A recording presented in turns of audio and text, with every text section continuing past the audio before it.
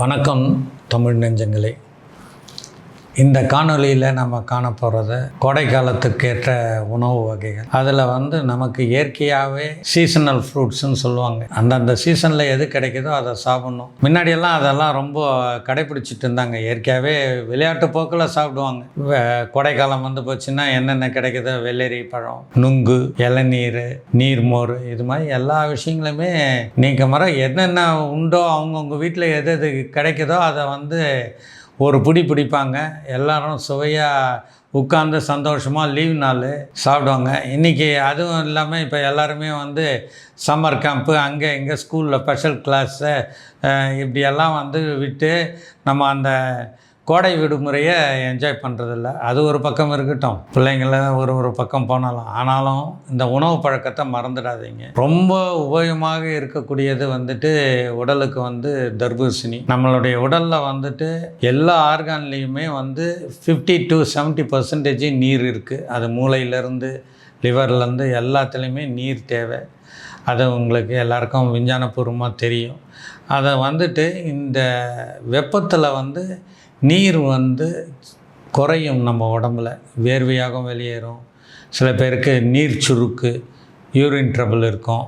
இந்த வெப்ப காலத்தில் நம்ம இந்த நீர் சத்தை மெயின்டைன் பண்ணுறதுனா தான் கிட்னியில் ஸ்டோன் வராமல் இருக்கும். இன்னொன்று நல்ல பசி எடுக்கும். இதெல்லாம் பிற்பகுதியில் வரப்போகிற மீதி இருக்கக்கூடிய 7-8 மாதங்கள் ஃப்ரீயாக இருக்கும்.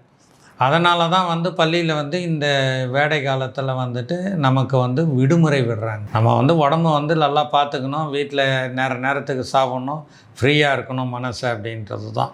இதில் இந்த தர்பூசணி மிகவும் நன்மை பயக்கக்கூடியது. யாரும் அதை வீணாக இது ஒன்றும் பலன் இருக்காது அப்படின்னெல்லாம் நினைக்க தேவையில்லை. தர்பூசணி சாப்பிட்றதுனால வயிற்றில் இருக்கக்கூடிய உஷ்ண கோளாறுகள், மலச்சிக்கல்கள் எல்லாமே நிவர்த்தியாகும். பெரும்பாலான இந்த நேரத்தில் நிறைய பேர் என்கிட்ட என் பையன் 2 நாள் 3 நாள் வெளியில் போகலங்க அப்படின்வாங்க. அந்த குறைபாடுகளை இந்த தர்பூசணி நீக்கும். அதனால் தர்பூசணியை எல்லா குழந்தைங்களுக்கும் கொடுங்க. அப்போ தான் நோய் எதிர்ப்பு சக்தி வரும். இந்த நீர் சுருக்கு இது ஒன்று ஜெனட்டிக்கல் ஆர்கானை திறம்பட அது கையாளும். இந்த நீர்ச்சத்து குறைவாச்சுன்னா அப்போ பார்த்திங்கன்னா நீர் சுருக்கு வரும். ஆண் பிள்ளைங்க பெண் பிள்ளைங்களுக்கெல்லாம். அப்போ பார்த்திங்கன்னா அன்னசரி அவங்க ஒரு உடம்பை உபாதைக்குள்ளாயிப்பாங்க. என்னடா இது அன்ஈசினஸ்ஸாக. இந்த வெள்ளரி பழமும் தர்பூசணியும் சாப்பிட்றதுனால பார்த்திங்கன்னா அவங்களுக்கு இந்த குறைபாடுகள் வராதனால ஆரோக்கியமாக இருப்பாங்க.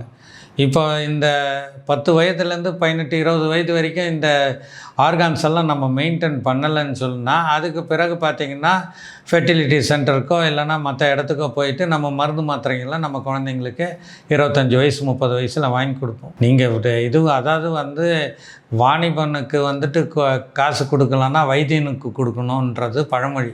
அதை நல்ல பொருளாக வாங்கி நம்ம நல்லா சாப்பிட ஆரம்பிச்சிட்டோம்னா நமக்கு வியாதி வரப்போகிறதில்லை. அதனால் நல்ல பொருள்களை சாப்பிடுங்க. இந்த கோடை காலத்தில் வெள்ளரி பழமும் தர்பூசணியும் உடல் நலத்துக்கு ரொம்ப நல்லது.